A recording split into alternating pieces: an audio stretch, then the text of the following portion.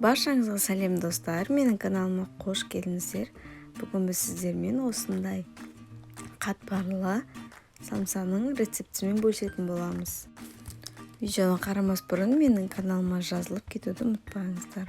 Ең алдымен қамырын дайындап аламыз. Қамырын дайындау үшін бізге електен өткізілген 500 грамм ұн, 150 грамм жылы су және 150 грамм жылы сүт, 150 грамм су және сүтті біз жарты стаканмен өлшеп құйсақ та болады. Барлығын осылай араластырып, ұнға қосып, қамыр илеп аламыз. Қамыр дайын болғаннан соң оны пакетке салып 10-15 минут тындырып қоямыз. Осылай қойып 10-15 минут өткеннен соң тағы да қайтарып, иін қандырып илейміз. Қамырды осылай демалдырып, иін қандырып алсақ, өзімізге жаю оңай болады. Майын ертіп аламыз. Ол үшін сіз өзіңізде бар кез келген маргарин немесе самсаға арналған май болса, жай отқа қойып, өзін ертіп аламыз. Енді қамырымызды екі бөліпке бөліп, екеуін жайып аламыз. Осылай суғалала жасап аламыз. Екі қамырымызды жеке-жеке жайып аламыз. Қамырды жайғанда шетін басып жаюға тырысыңыздар, ортасы өзі жайылып кетеді.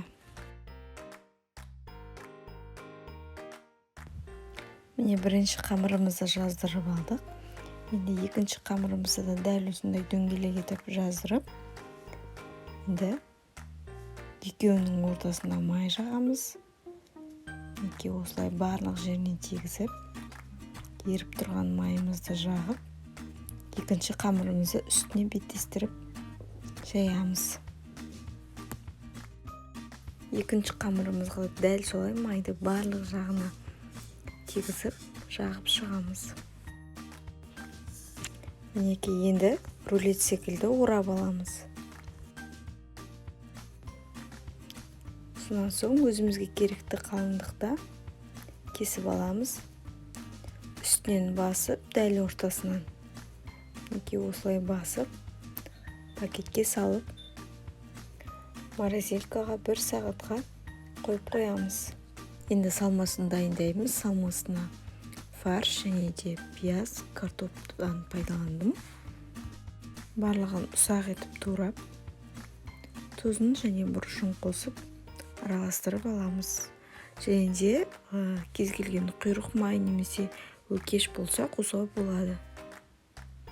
Барлығын осылай қолымызбен жақсылап араластырып аламыз.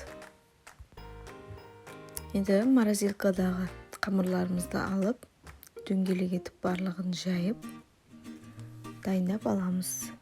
Бізге кішкене оқтауға жабысқандықтан ұн қоса отырып жайып алдық. Барлығын дөңгелек етіп жайып алғаннан соң түйіп аламыз. Бір ас қасық көлемінде салмасын салып, піскен кезде біздің салмамыздың суы шығып кетпейтіндей етіп, жақсылап түйіп аламыз. Өзіңіздің қалауыңызға байланысты әртүрлі пішінде түйсеңіздер болады. Мен барлығын 3 бұрыш етіп түйіп алдым. Барлығын противньге салып, астына осылай пергамент төсесеңіздер де болады. Жұмыртқаны ағы мен сарысын араластырып, жақсылап жағып, үстіне күнжіт сеуіп, 180 градус пеште 40-50 минутта пісіріп аламыз.